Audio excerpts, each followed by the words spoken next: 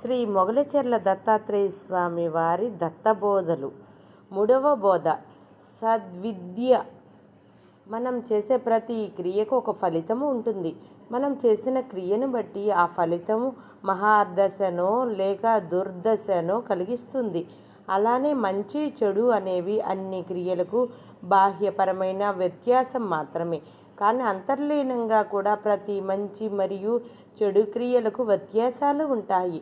ఉదాహరణకు, ఒక పుస్తకం చదవటము అనేది బాహ్యంగా చూస్తే మంచి పనే, కానీ చదివే పుస్తకాన్ని బట్టి, అలానే చదివే పద్ధతిని బట్టి చేసే పుస్తక పఠనానికి ఫలితం దక్కుతుంది.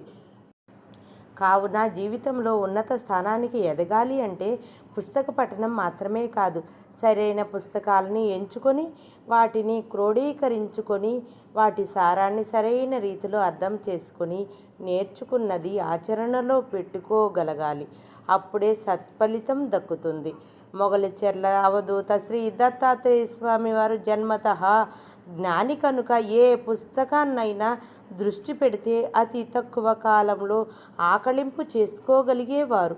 కానీ శ్రీ స్వామివారు లౌకిక చదువులను ఎంచుకోలేదు. వారికి కావలసిన ఫలితం మోక్షం, ఆ పరమాత్మలో లీలమవ్వటం. కావున ఆ లక్ష్యానికి సంబంధించిన పుస్తకాల మీద మాత్రమే వారు ఆసక్తి కనబరిచేవారు. అంతేకాదు, అందరి పిల్లలను చదివించినట్లే శ్రీ స్వామివారి కుటుంబము కూడా మొదట శ్రీ స్వామివారిని లౌకిక చదువులకై పాఠశాలలో చేర్పించారు. కానీ వారి లక్ష్య సాధనకు దూరం చేసే లౌకిక చదువులు వారు దూరం పెట్టగలిగారు. అలా శ్రీ స్వామివారు మానవ కల్పితమైన మాయపొరను జయించగలిగారు. ఋషివాక్యం. శ్రీ బమ్మెర పోతనామాత్యులు తెలుగులో అందించిన శ్రీమద్భాగవతంలోని ఆణిముత్యములలో ఒకటి ఈ క్రింది పద్యము. రాక్షస గురువైన శ్రీ శుక్రాచార్యుల శిష్యులు చండామార్కుల వద్ద విద్యాభ్యాసానికి వెళ్ళిన ప్రహ్లాదుని తండ్రి హిరణ్యకశిపుడు, ఏమి చదువుకున్నావు నాయనా అంటే ఆ భక్త శిరోమణి అయిన ప్రహ్లాదుడు పలికిన పద్యమిది. పద్యము. చదివించిరి నన్ను గురువులు, చదివితి ధర్మార్థ ముఖ్య శాస్త్రంబుల్, నే చదివినవి పెక్కుగలవు, చదువులలో మర్మమెల్ల చదివితి తండ్రి. అర్థము. ఓ తండ్రి, నీ ఆజ్ఞ మేరకు గురువులు ధర్మ అర్థాది శాస్త్రములు ఎన్నో బోధించారు. వాటన్నిటినీ చదివాను. అన్నిటికీ మించి ఆ చదువులన్నిటికీ మర్మమైన హరిభక్తి అనే ముఖ్యమైన విషయం చదువుకున్నాను అని. అలాగే స్కంద పురాణంలో చెప్పబడిన శ్రీ గురుగీత అనే మంత్రరాజమునందు పరమేశ్వరుడు జగన్మాత అయిన పార్వతీదేవితో ఈ విధముగా బోధిస్తున్నాడు. శ్లోకము. కులం ధనం బలం శాస్త్రం బాంధవాః సోదరాయిమే మరణేనోపయుజ్యంతే గురురేకోహి తారకః. ఇది ఇంకొక శ్లోకం.